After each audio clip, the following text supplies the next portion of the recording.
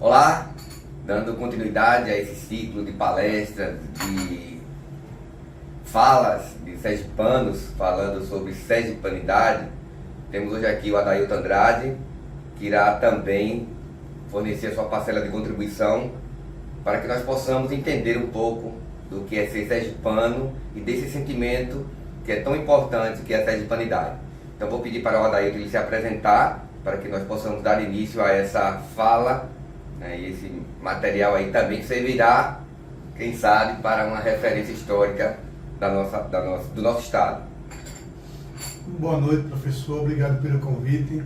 Obrigado, professora, também, por estar aqui e compartilhar um pouco do que a gente tem feito ultimamente, que é pesquisar um pouco a história de Sergipe.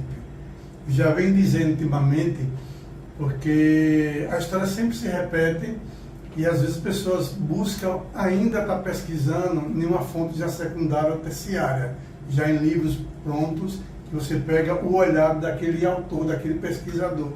E poucas pesquisas hoje de Sergipe aparecem, retoma, já buscando as fontes primárias, como o professor Tetes Nunes fez em Portugal, no arquivo da Torre do Tombo, como o Luiz Antônio Barreto fazia, às vezes nas fontes. Então, eu me chamo Adailton, tenho formação em História, tenho mestrado em História da Educação, algumas pós-graduação em História de Sergipe, em nível de pós-graduação, isso lato sensu, estado sensu ao mestrado, e a gente vem desenvolvendo hoje um trabalho no arquivo público da cidade de São Cristóvão. Eu estou atual diretor do arquivo, e São Cristóvão ainda tem muito a colaborar com a nossa cidade, mesmo com o título de sendo cidade-mãe de Sergipe, onde tudo começou, e uma história que precisa ainda ser remexida, né? Muito remexida. Mais uma vez, eu agradeço o convite, porque é uma data hoje, véspera de uma data importante, que é o 8 de julho, que é amanhã, e é uma data ainda muito para ser pesquisada. O 8 de julho, eu tenho ultimamente me debruçado em uma pesquisa, posso dizer, mais recente, sobre a emancipação política de Sergipe, que é um trabalho de doutorado da professora Edna Matos, da Universidade Federal. Para mim, é umas leituras mais atuais que hoje tem feito sobre a emancipação política de Sergipe, né? Então, a professora Edna, que é uma paulista, mas deixa uma contribuição, tem deixado muito grande sobre, principalmente, esse período da nossa história colonial e provincial. Então, a história de Sergipe está aí, ainda tem muito a pesquisar e muito a... Temos, mas precisamos saber um pouco mais sobre o Adailton. Onde é que ele nasceu, onde estudou, como é que chegou a São Cristóvão. Então, existe uma trajetória. Bem, eu sou filho de São Cristóvão, eu sou são cristóvense, mas meu pai me registrou em Aracaju, eu sou aracajuano de documento, de certidão de nascimento, mas eu sou filho criado aí de São Cristóvão. Eu sou da terra de João Bebiágua, é outro personagem da nossa história que é pouco conhecido, praticamente nada. O João Bebiágua, que todos nós conhecemos hoje, aquele louco cachaceiro, que sonhador de tentar trazer de volta a capital para São Cristóvão. Esse João Bebiágua nunca existiu. O João Bebiágua que existiu, hoje nós comprovamos com um documento, foi um João Bebiágua letrado, um homem que foi juiz de paz, que foi o presidente da Câmara dos Vereadores da cidade de São Cristóvão. São Cristóvão. Foi juiz de paz, procurador, presidente da Câmara, presidente da Mesa de Rendas, que Mesa de Rendas hoje seria a Secretaria da Fazenda. Então não seria qualquer pessoa que assume hoje uma Secretaria de Fazenda, seja municipal, estadual ou federal. Então é um João Bebiágua, quem sabe pode ser um outro bate-papo para trazer um pouco dessas lacunas da história de São Cristóvão. Então, eu sou filho de São Cristóvão, mas minha vida já do ensino, do estudo secundário e o terceiro grau foi aqui em Aracaju. E eu desenvolvo aqui alguns trabalhos de pesquisa. Hoje eu faço parte da academia, sou fundador da Academia de São Cristóvão, Academia de Letras e Arte. Faço parte do movimento cultural Antônio Garcia Filho, que é da Academia Sergipana de Letras. E hoje a gente troca figurinha com alguns pesquisadores aí. Estou com 3 livros no forno para sair. Inclusive, um deles já está pronto, já teve a primeira prova, que é a boneca, que é a primeira impressão, que é a biografia de Augusto Maynard Gomes, que a gente já pesquisa Augusto Maynard Gomes hoje há quase 20 anos. Então é um Maynard que precisa ser conhecido, é pouco conhecido. As pessoas do Sergipe conhecem Maynard, talvez o interventor e o brigão sobre a revolta 13 de julho, mas fora disso, o Maynard é desconhecido. Pouca gente conhece Maynard Gomes como juiz do Tribunal de Segurança Nacional. No período que ele assumiu uma das vagas dos juízes, ele teve nas mãos dele duas batatas quentes em termos de processo, que foi o julgamento de Luiz Carlos Prestes e o julgamento de Monteiro Lobato. Monteiro Lobato começou a fazer umas campanhas contra Vargas. Na questão, Monteiro Lobato lança uma campanha do Petróleo é Nosso, que hoje a Petrobras tem. Aí foi o Lobato que iniciou essa campanha e começou a falar mal do governo, que achava que o governo estava entregando as nossas riquezas ao capital estrangeiro. Então, na morte, e Carlos Prestes, ele foi julgado justamente pela morte de Elza Fernandes, a garota, que fazia parte, ela não tinha nenhuma ideologia política, mas era namorada do Miranda, que era secretário do Partido Comunista na época. E o assassinato de Elza Fernandes, aí ele foi julgado e Maynard condena Carlos Prestes, ele julga e condena. Então é uma das histórias de Augusto Maynard Gomes que Sergipe pouco conhece. E ele era sergipano, então? Sim, sergipano, nasceu em Rosário do Catete, foi interventor por 2 vezes. Aí, na Revolução de 30, enquanto Vargas quis quebrar aquela política, aquela alternância de poder do café com leite em Minas e São Paulo, aí, e Minas não aceita, mais uma vez, São Paulo indicar um presidente, seria Júlio Prestes.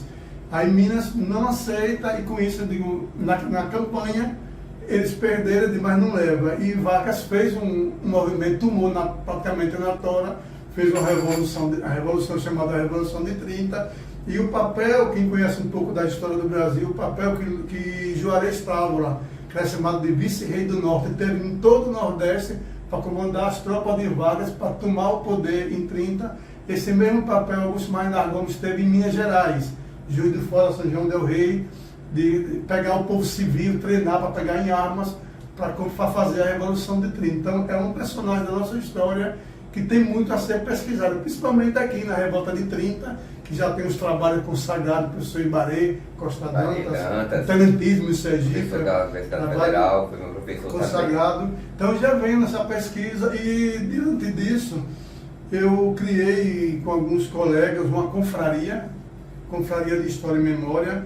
É um grupo de São Cristóvão voltado para a pesquisa do município e a confraria nasce com o objetivo de fazer uma preservação da documentação das ordens religiosas franciscanas do século XVII, XVIII e XIX. A confraria nasceu com esse objetivo.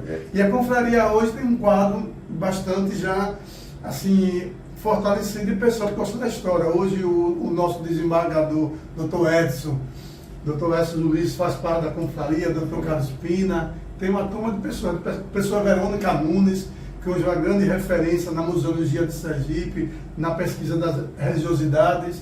Então a confraria é mais uma ferramenta para a gente estudar um pouco e tentar preencher as lacunas ainda não compreendidas da história do Sergipe. Já deu para perceber que existe muito conteúdo, né, e que a gente necessariamente precisa entender que Sergipe tem esses valores e essas pessoas também que se preocupam com a história do nosso estado. Voltando à questão da sergipanidade, professor, a gente percebe que nós possuímos 2 datas, né, que são consideradas como símbolos dessa sergipanidade, o 8 de julho e o 24 de outubro. Né? Como é que a gente pode conciliar, qual a importância dessas 2 datas nesse contexto, né, entre a emancipação política de Sergipe e a sergipanidade que foi, digamos assim, acomodada em outro período? Na verdade, essas 2 datas, ou a data de amanhã, do 8 de julho nunca foi comemorado em Sergipe como uma data da emancipação da Bahia.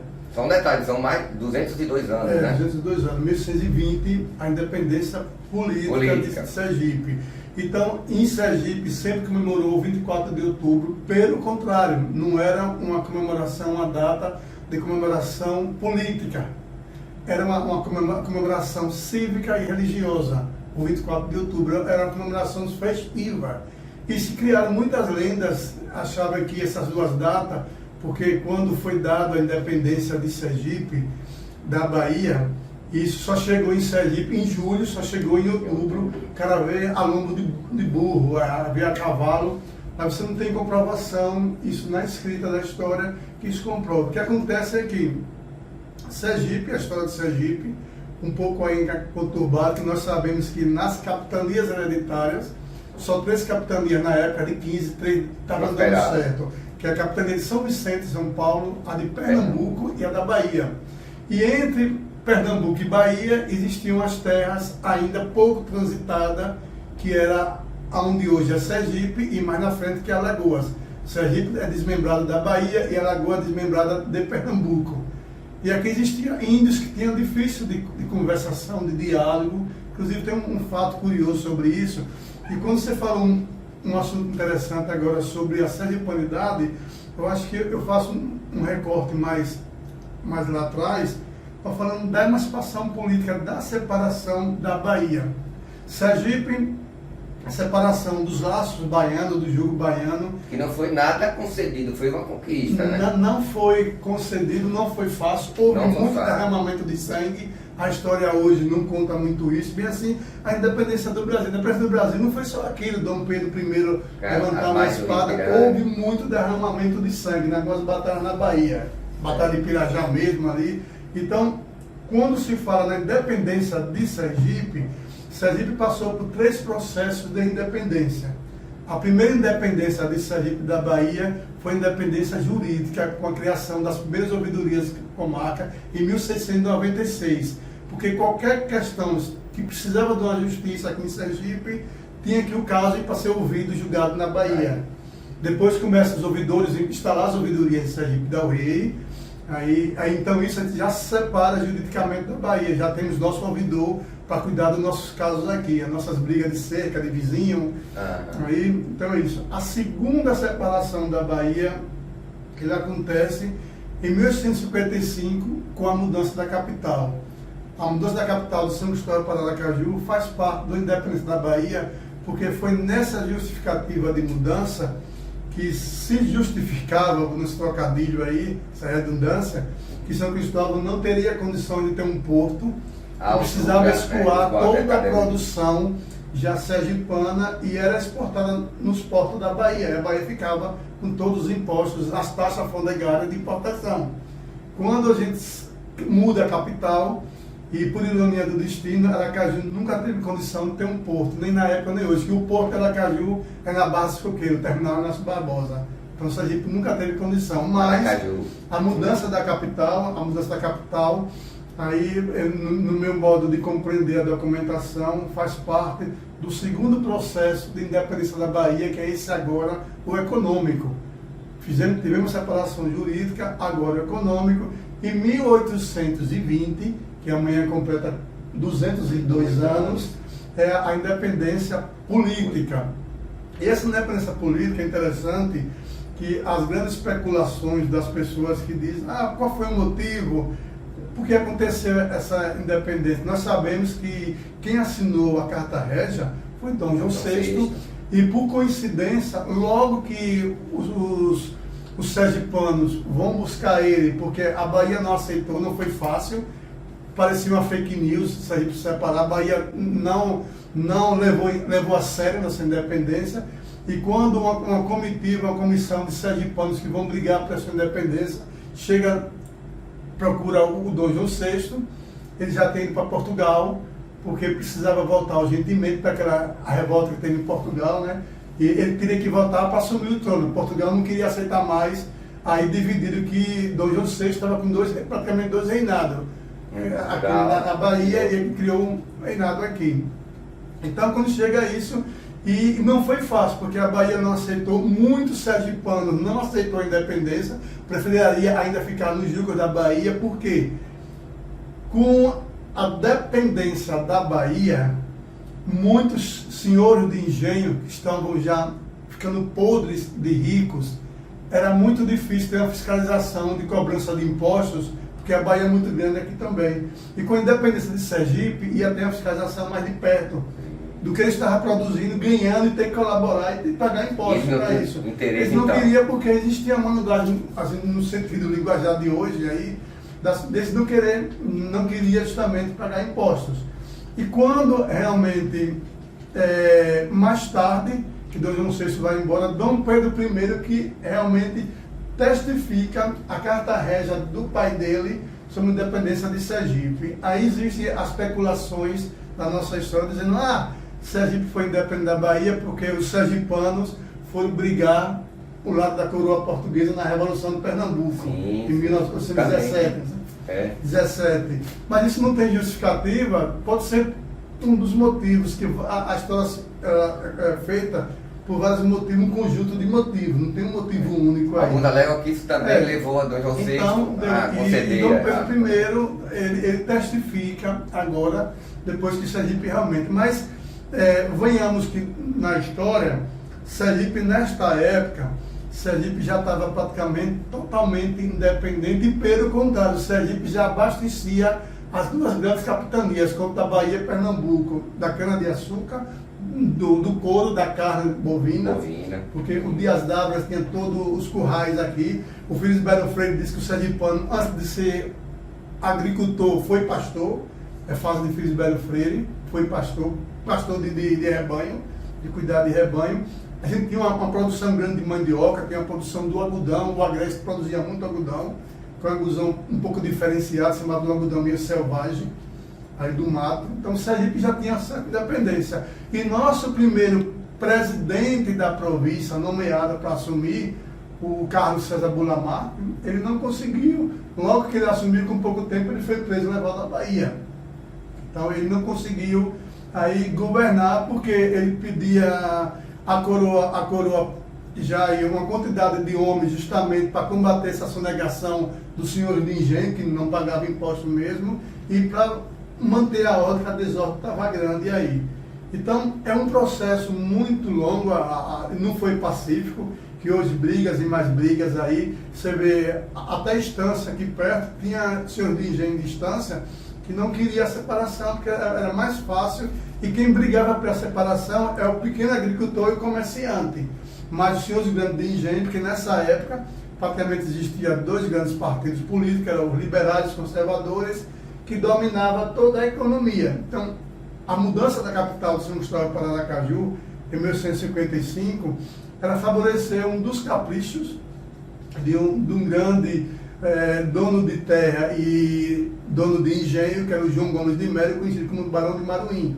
Ele foi praticamente o arquiteto desta mudança e achava que, na verdade, a mudança da capital teve outros fatores político, econômico e geográfico, não teve um motivo só. E para enfraquecer os barões da região do Vaza Barris, a gente tinha Vaza Barris e Cotenguiba, duas regiões produtoras justamente já da cana-de-açúcar. Então, a coisa foi um processo não muito assim. Aí, respondendo, eu acho que eu rodeei muito, mas tentei não... Porque a história é complexa mesmo, e é importante. Quanto à sergipanidade, o nome sergipanidade, essa pronúncia, veio soar muito mais depois, porque com essas duas datas, e uma das primeiras pessoas a falar nesse termo sergipanidade foi o Silvio Romero. E mais na frente foi encabeçado por Luiz Antônio Barreto, são as pessoas que a gente hoje tem uma grande referência na pesquisa da nossa história. Então, a sergipanidade, o modo de vestir, de comer, de andar, então isso foi trazido mais para frente.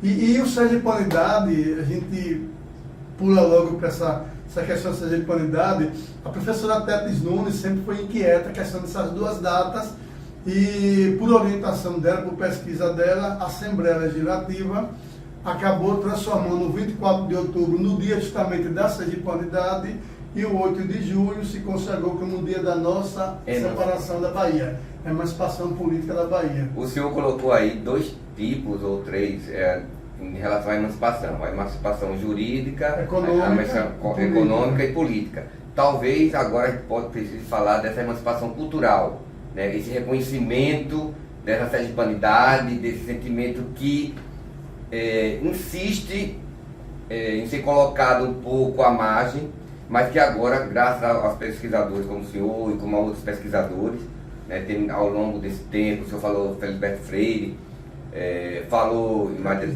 Nunes, né, o próprio... Lima Júnior, Nível do Prado, tem muitos. Tem vários, né, que chegam até nós, e é nesse momento que estamos aqui hoje, em pleno 2022, tentando estabelecer Sergipe. Isso faz parte agora do nosso contexto, é nossa responsabilidade firmar essa sergipanidade no termo mais cultural. Várias referências nós temos, né, de personalidades sergipanas. Nós tivemos a primeira juíza federal do Brasil, que era sergipana, a Maria Rita Soares. Né? Nós tivemos a própria Maria Tedes, o professor Ibarri Dantas, médicos famosos, temos o Augusto Leite, o Garcia Moreno, o Alto Cardoso, né? E faz com que a gente também precise refletir isso nas escolas. Né? Como é que o senhor analisa, né, a importância e o papel da escola no sentido de concretizarmos essa emancipação? Tivemos a emancipação econômica, a emancipação jurídica, a emancipação política, mas precisamos dessa emancipação cultural. Qual o papel da escola na sua avaliação? O papel da escola, meu modo de ver aí, é o único papel. Não tem outro caminho senão o caminho da escola. Os meninos logo aprendem. Eu gosto do Vasco da Gama, eu sou vascaíno, mas meu filho de pequeno, não sei onde ele viu, que se ensinou que é flamenguista. E para me contrariar... Que são dois times que não tem nada a ver com o Sergipe. Mas eu vou chegar lá no que eu quero dizer isso. Sim, sim. Quando, então, esse sentimento de pertencer ao Vasco, ao Flamengo, é influenciado, é ensinado. Esse sentimento que meu filho aprendeu a gostar do Flamengo, porque ele viu alguma coisa de jogo, havia muita gente torcendo. Mas na escola ou na... Tanto na escola, os coleguinhas, mas televisão, outra coisa. Então, esse sentimento de pertencimento, ele é ensinado. Quando as escolas passarem a ensinar para os meninos esse sentimento de pertencimento, aí a coisa vai mudar. Eu não estudei geografia nem história de Sergipe na minha época. Na linguagem de hoje, quando você vê um casalzinho, do tempo desse jovem aqui, aí espanta logo, e aí, tá namorando, né? Vai dizer, não, nós estamos ficando. Quando esse jovem começar a ficar com Silvio Romero, com Tobias Barreto, com essas referências da nossa história, com o Palácio Olímpico Campo, com a Praça São Francisco, Patrimônio da Humanidade. Sim, São Cristóvão, Patrimônio da Unesco. A gostar, né? Que a gente ama o que conhece. Quando a gente passar a conhecer e criar essa intimidade de ficar e depois namorar no sentido com a nossa história, a coisa vai mudar de figura. É interessante que quando eu falo isso, 17 de março, São Cristóvão não comemora a mudança capital. Pelo contrário, nós entramos em luto, em tristeza. Mas estamos chegando, daqui a pouco estaremos juntos novamente. Justamente, por perder o status de ser a capital. Depois da mudança, nós tivemos 3 vezes que ela foi capital por um dia. Sim. João Alves Filho, Marcelo Deda, Valadares também, que teve um decreto, simbolicamente por um dia voltou a ser capital e realizou o sonho de João Bebe Água, capital. Então, eu no período agora de março, eu levei uma turma de uma escola lá perto, chamada Gina Franco, lá em São Cristóvão, porque a história também do Dr. Augusto Franco não é contada a ele como dono de fábrica de tecido de São Cristóvão, que é a fábrica São Gonçalo. Aqueles meninos, Albano, Walter, foi tudo criado correndo na Praça da Matriz, que morou vizinho a Matriz. Sim, mas eu estou tentando entender como é que o senhor está querendo chegar para a importância da educação. Eu vou chegar lá. Então, o que falta é isso, é as escolas começarem a trabalhar de berço, e quanto mais a gente quer avançar com esse sentimento de pertencimento, estão tirando algumas matérias importantes da nossa grade curricular. Estão afastando. Básico e fundamental. Não deixando ser obrigatória você ter até aula de história. Estão mexendo com essa nova formulação do ensino, estão mexendo na grade. Então, a escola só não é uma opção, é a única opção, é a escola cuidar disso. É começar desde cedo o menino aprender a conhecer a sua história, para poder aprender a gostar. Eu vejo isso, me preocupa com a escola, para sentimento de pertencimento, de aprender a gostar. Você vê hoje, nos prédios públicos em Sergipe, quer ele federal, quer estadual, municipal ou escola, você tem 2 mastros de bandeira. A bandeira do Brasil é de Sergipe, a de Aracaju ninguém bota. Quando bota de Aracaju, bota a bandeira da instituição, do Tribunal de Justiça, da Assembleia Legislativa, do SEBRAE.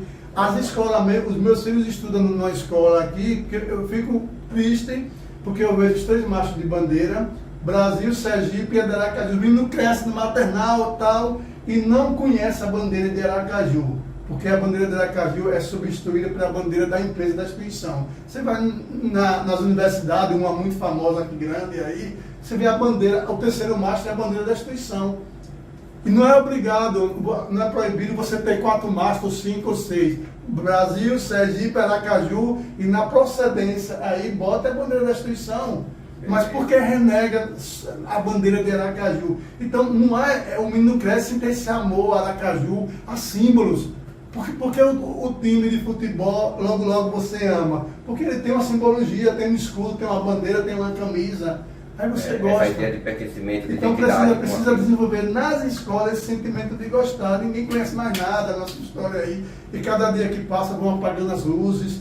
Eu estava conversando com vocês aqui em off, do grande legado de um tripé dos grandes homens de Sergipe, eles deixaram na Biblioteca Epifânio Dória, que foi Luiz Antônio Barreto, que já se foi o Pedrinho dos Santos, já se foi, e hoje, graças a Deus, nós temos em vida o Jacques da Silva Lima. A Biblioteca da Justiça Federal tem o nome dele. Sergipe hoje ainda deve muito à preservação da história, esses 3 nomes, principalmente quando fala em história de Sergipe, que vai para o campo da cultura popular, do folclore, aí Jacques da Silva Lima ainda é uma grande referência.